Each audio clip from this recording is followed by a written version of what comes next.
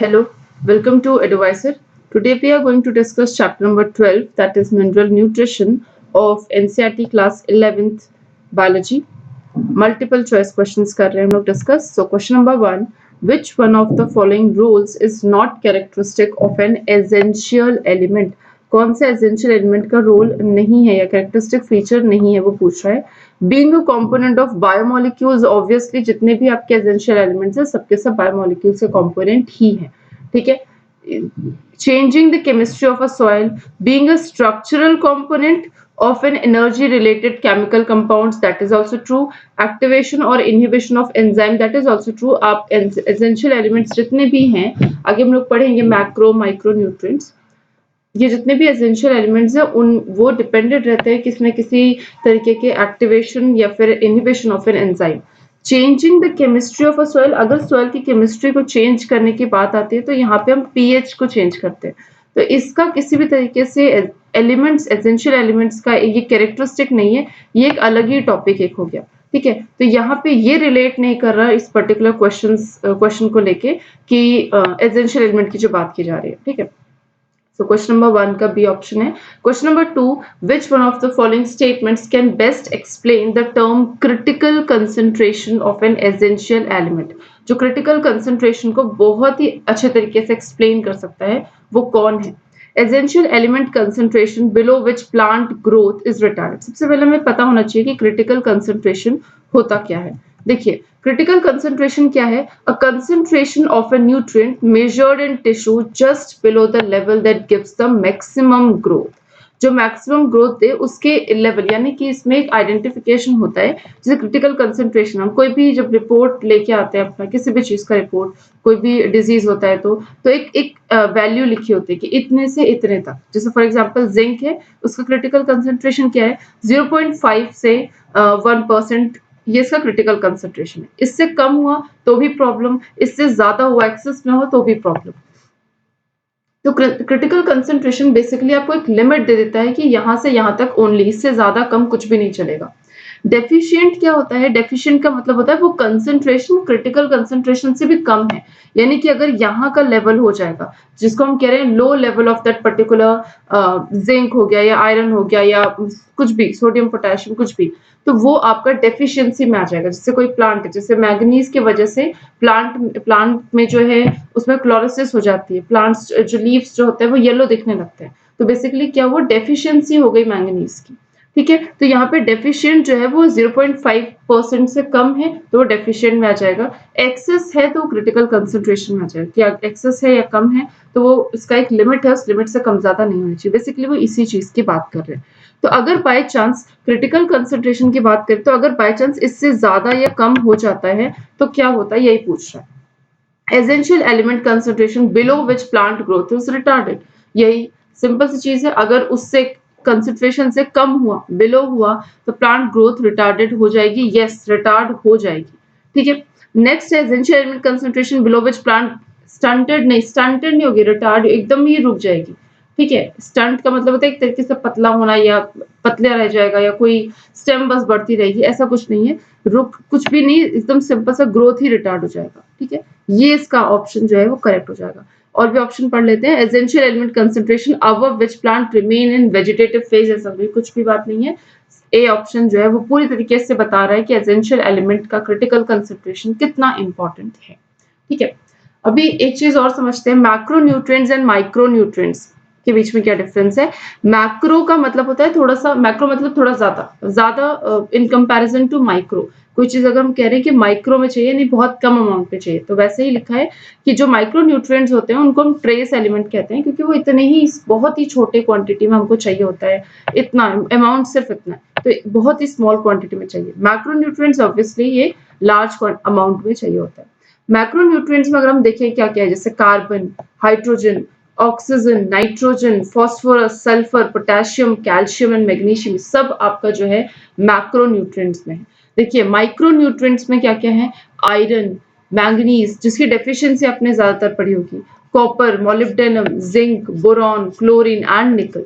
ये सब जो है आपके माइक्रो न्यूट्रिएंट्स है, बहुत ही कम अमाउंट में चाहिए। अगर थोड़ा सा भी एक्सेस हो जाता है तो टॉक्सिक इफेक्ट भी शो कर देगा, लेकिन मैक्रो न्यूट्रिएंट्स के साथ ऐसा नहीं है। अगर थोड़ा सा एक्सेस हुआ तो वो नॉन टॉक्सिक रहेगा, क्योंकि हमें ऑलरेडी ये बहुत ज्यादा क्वांटिटी में चाहिए। तो अगर ज्यादा और थोड़ा ज्यादा हो गया तो कोई दिक्कत होगी नहीं, ठीक है। Micronutrients do not play any role in the development of osmotic potential, में कोई रोल नहीं प्ले करते, but they do play, macronutrients do contribute in the osmotic potential of a cell, ठीक है। ये एक बहुत ही मोटा मोटा डिफरेंस है between macronutrients as well as the micronutrients. यहाँ से क्वेश्चंस आते हैं, आपको पूछ लिया जाएगा इसमें से कौन सा मैक्रोन्यूट्रिएंट है, कौन सा माइक्रोन्यूट्रिएंट है, किसका क्वांटिटी ज्यादा हो गया तो क्या टॉक्सिक होगा या नहीं होगा, ये सब चीजें पूछते हैं। Okay, so moving to the third question, deficiency symptoms of an element tend to appear first in young leaves, ठीक है। जब भी किसी चीज की डेफिशिएंसी होती है, मान लीजिए कि ऐसी कोई डेफिशिएंसी है प्लांट में, तो सबसे पहले जो भी नई नई लीव्स आ रही है ना, उसके ऊपर उसका इफेक्ट शो हो रहा है। It indicates that the element is relatively non-immobile. अब हमने जो एलिमेंट्स है इमोबाइल क्यों कहा? इमोबाइल इसलिए कहा क्योंकि जब भी कोई चीज पहुंचती है, कोई चीज बनती है, तो सबसे वो पहले ओल्डर में बनती है, ठीक है, जो मोबाइल एलिमेंट्स होते हैं। अब यहाँ पे आपको पता होना चाहिए कौन से एलिमेंट्स मोबाइल होते हैं, कौन से एलिमेंट्स इमोबाइल होते हैं, ठीक है। तो जो आपके जो जितने भी आपके मोबाइल एलिमेंट्स होंगे ना, वो सबसे पहले ओल्डर में बनेंगे, ठीक है, और ओल्डर से वो ट्रांसफर होंगे किसमें? यंगर में, ठीक है। ओल्डर से किसमें ट्रांसफर होंगे? यंगर में।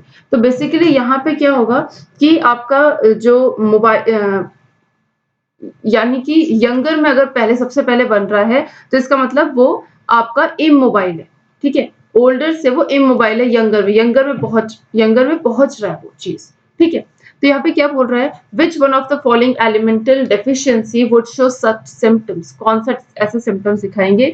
Sulphur, magnesium, nitrogen and potassium, ठीक है। तो यहाँ पे देखिए आपका वो जो भी चीज है वो इमोबाइल होना चाहिए, तो ज्यादा पढ़ने की जरूरत है, सिंपल आपको पता होना चाहिए इमोबाइल कौन सा है। तो यहाँ पे देखिए मैग्नीशियम हो गया, नाइट्रोजन हो गया, पोटेशियम, ये तीनों ही अगर आप पढ़ोगे इस लिस्ट में आपको मिल जाएंगे मोबाइल वाले में, ये तीनों ही मोबाइल एलिमेंट्स हैं, ठीक है। लेकिन ऐसा कुछ जो सीधे ही यंगर में आ रहा है, यानी कि वो यंगर में बन रहा है, ठीक है। देखिए ओल्डर से अगर कोई चीज ओल्डर में कोई चीज बन रही है और यंगर में पहुंच रही है, इसका मतलब है वो मूव कर रही है एक जगह से दूसरी जगह, ठीक है। तो ये आपके मोबाइल एलिमेंट्स होंगे। लेकिन अगर कोई सिम्टम्स यंगर में ही आ रहे हैं और बोल रहा है कि ऐसा माना जा रहा है कि वो एलिमेंट जो है वो इमोबाइल है, यानी कि वो यंगर में बन रहा है और यंगर में ही रह जा रहे, वो ओल्डर में पहुंच ही नहीं रहे, यानी कि वो इमोबाइल है। और अगर वो इमोबाइल है तो कौन सा एलिमेंट होंगे? वो होगा सल्फर, क्योंकि यहाँ पे सिर्फ एक ही ऑप्शन है जो कि आपका इमोबाइल है, यहाँ पे वर्ड लिखा हुआ है, ठीक है। ऑप्शंस और भी कुछ हो सकते हैं, ये पांचों आपके इमोबाइल एलिमेंट्स ही हैं।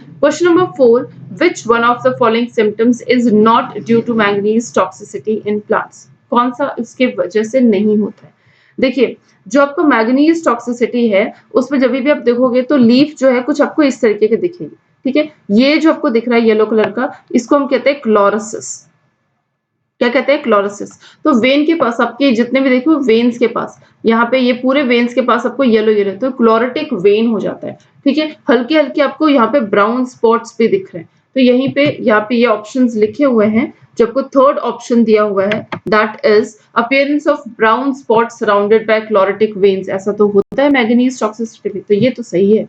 Calcium translocation in suit apex is inhibited, ये भी आपका जो है वो सही बात है, क्योंकि कैल्शियम जो आपका इसमें ना बेसिकली कैल्शियम बनता है, ठीक है। और कैल्शियम का जो ट्रांसलोकेशन होता है वो रुक जाता है, क्योंकि मैग्नीज जो है वो कैल्शियम के ट्रांसलोकेशन के लिए रिस्पॉन्सिबल होती है।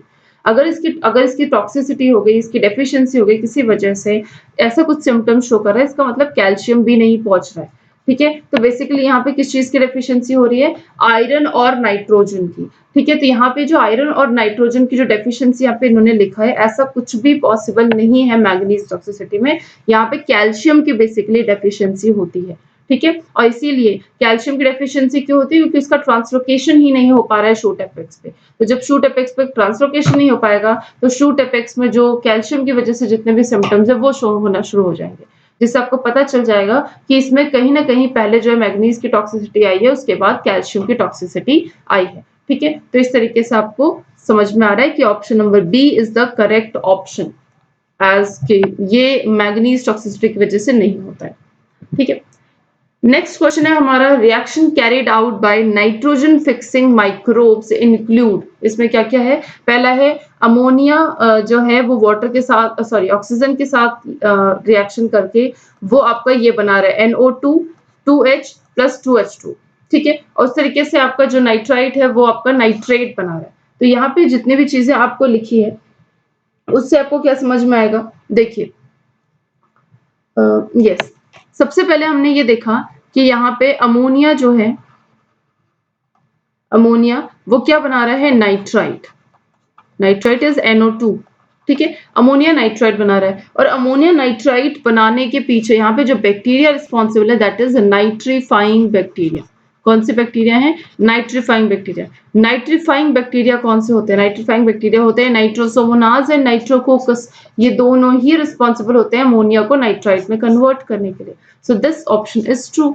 Second step is carried out by Nitrobacter. Nitrobacter is also a nitrifying bacteria, ठीक है। तो नाइट्रोबैक्टर जो है वो भी आपका नाइट्राइट को नाइट्रेट में कन्वर्ट करता है। यहाँ पे देखो, यहाँ पे जो सेकंड स्टेप है ये आपका होगा नाइट्रोबैक्टर के वजह से, ये भी नाइट्रीफाइंग बैक्टीरिया है, ठीक है। ये रिस्पॉन्सिबल है नाइट्राइट को नाइट्रेट में कन्वर्ट करने के। जो सेकंड स्टेप है वो क्या है? नाइट्राइट कन्वर्ट हो रहा है किसमें? नाइट्रेट में। और इसके पीछे कौन सा बैक्टीरिया है? नाइट्रोबैक्टर। तो ये भी आपका ऑप्शन सही हो जाएगा। Both steps 1 and 2 can be called as nitrification. Yes, that is also true. D option है, bacteria carrying out these steps are usually photoautotrophs. नहीं, ये फोटोऑटोट्रॉफ्स नहीं होते, ये कीमोट्रॉफ्स होते हैं, ठीक है। कीमोऑटोट्रॉफ्स होते हैं, कीमोऑटोट्रॉफ्स, क्योंकि यहाँ पे केमिकल्स लग रहे हैं, केमिकल एनर्जी लग रही है, यहाँ पे केमिकल्स लग रहे हैं, ठीक है। फोटॉन्स में तो आपको लाइट का इन्वॉल्वमेंट हो जाएगा, बैक्टीरिया का इन्वॉल्वमेंट थोड़ी होगा। तो यहाँ पे कीमोऑटोट्रॉफ्स है, तो डी ऑप्शन आपका करेक्ट हो जाएगा क्योंकि उन्होंने पूछा है नॉट ट्रू। तो नॉट ट्रू आपका D is not true regarding this question. Okay, so question number 6, moving on to the next question, and that is the last question of this video. With regard to the biological nitrogen fixation by rhizobium in association with soybean, which one of the following statement or statements does not hold true? कौन सा true नहीं है? Nitrogen is a molybdenum and iron protein. Leg hemoglobin is a pink colored pigment. Nitrogenase help to convert nitrogen gas into two molecules of ammonia. This is also true, this is also true, and this is also true. आप देख सकते हैं इसको। Next step में ये nitrogenase enzyme जो लगता है वो देखिए यहाँ पे मोलिब्डेनम MOFE को यूज करता है और उसके साथ साथ ही पूरा स्टेप इस तरीके से चलता है, ठीक है। इसमें ATP का इन्वॉल्वमेंट भी होता है, पूरा एक प्रोसेस है। तो नाइट्रोजनेज जो है वो इस तरीके से काम करता है। तो यहाँ पे आपको दिखा है nitrogenase is a MOFE protein, that is true. Leg haemoglobin, यहाँ पे जो लेग हीमोग्लोबिन है वो आपका रेड पिंक रूट सेल्स में होता है। आपने देखा होगा जैसे जितनी भी दलहन जो दालें होती हैं, ठीक है, वो दालों को जो आप ऐसे उखाड़ के देखोगे तो उसके जो रूट्स होते हैं उस रूट्स में पिंक कलर का जो रूट होंगे वो थोड़ी सी उसमें नोड्यूल्स बने होंगे, इस तरीके से रूट्स बने हुए होंगे, ठीक है। ये जो आपको इतना मोटा सा हिस्सा है ये पिंक कलर का होगा, थोड़ा सा रेड पिंकिश कलर का होगा। ये जो पिंक कलर का है ये एक तरीके का पिगमेंट है, किसका? हीमोग्लोबिन का पिगमेंट है, ठीक है। लेग हीमोग्लोबिन ये आपका पिंक कलर का पिगमेंट है, that is also true. Nitrogenase help to convert nitrogen gas को अमोनिया में 2 molecules of ammonia, this is also true. Oxygen में रिक्वायरमेंट होता है नाइट्रोजनेज में? बिल्कुल भी नहीं। नाइट्रोजनेज यूज ही उसलिए होता है ताकि वो ऑक्सीजन को रेगुलेट कर पाए, ऑक्सीजन डेप्ट कर पाए। क्या कर पाए? ऑक्सीजन को डेप्ट कर पाए, उसको कट कर पाए, उसको रेगुलेट कर पाए ताकि जितना कम ऑक्सीजन होगा उतनी अच्छे से इतनी एफिशिएंटली काम नाइट्रोजन फिक्सेशन का होगा। तो 6 का A will be the correct answer क्योंकि ये पूछा है विच इज नॉट ट्रू, तो A इज नॉट ट्रू, ठीक है। ये आपका जो स्टेप दिख रहा है नाइट्रिफिकेशन का स्टेप है, ठीक है। यहाँ पे पूरा स्टेप लिखा हुआ है। अमोनिया नाइट्राइट में बन गया, नाइट्राइट से नाइट्रेट बन गया। ये तीनों स्टेप जो है आपका नाइट्रिफिकेशन का है। यहाँ पे 2 बैक्टीरिया लगते हैं, नाइट्रोसोमोनास एंड नाइट्रोकोकस, और यहाँ पे एक बैक्टीरिया लगता है, इसका नाम है नाइट्रोबैक्टर। और यहाँ पे जो बैक्टीरियाज लगते हैं वो हैं डीनाइट्रीफाइंग बैक्टीरिया। कैसे बैक्टीरिया हैं? डीनाइट्रीफाइंग बैक्टीरिया, ठीक है। ये इसलिए इस स्टेप को कहते हैं हम डीनाइट्रिफिकेशन। नाइट्रिक ऑक्साइड से नाइट्रस ऑक्साइड देन नाइट्रोजन, ये हमारे एनवायरमेंट में कन्वर्ट हो जाएगा। ठीक है, तो यहाँ पे देखिए यहाँ से एटमॉस्फेयर में नाइट्रोजन है, इसको फिक्स किया गया है नाइट्रोजन फिक्सेशन के थ्रू, नाइट्रोजन फिक्सिंग बैक्टीरिया के थ्रू, किसमें, रूट्स में। ठीक है, और उसके बाद यहाँ पे ये कन्वर्ट हो रहा है जो है यहाँ पे जो इसके भी ये जो काव है इसके भी जो डिकम्पोजर्स हैं उसमें अमोनिफिकेशन होगा, ये आपका NH4 बनाएगा, अमोनिया बनाएगा और यहाँ से नाइट्रेट में कन्वर्ट होगा। फिर नाइट्रोबैक्टर नाइट्रोकोकस जो है उसको नाइट्रेट में कन्वर्ट करेंगे एंड देन ये आपका जो नाइट्रेट है उसमें डीनाइट्रिफिकेशन बैक्टीरिया यानी कि जो बैक्टीरियाज हैं, कौन से बैक्टीरिया, डीनाइट्रिफाइंग बैक्टीरिया, ये बैक्टीरिया लगेंगे, डीनाइट्रिफिकेशन करेंगे एंड दोबारा से वो एटमॉस्फेयर में आपका नाइट्रोजन, फ्री नाइट्रोजन जो है पहुंच जाएगा। तो इस तरीके से इस पूरे साइकिल को हम कहते हैं नाइट्रोजन साइकिल। क्या कहते हैं, nitrogen cycle. So with this, thank you.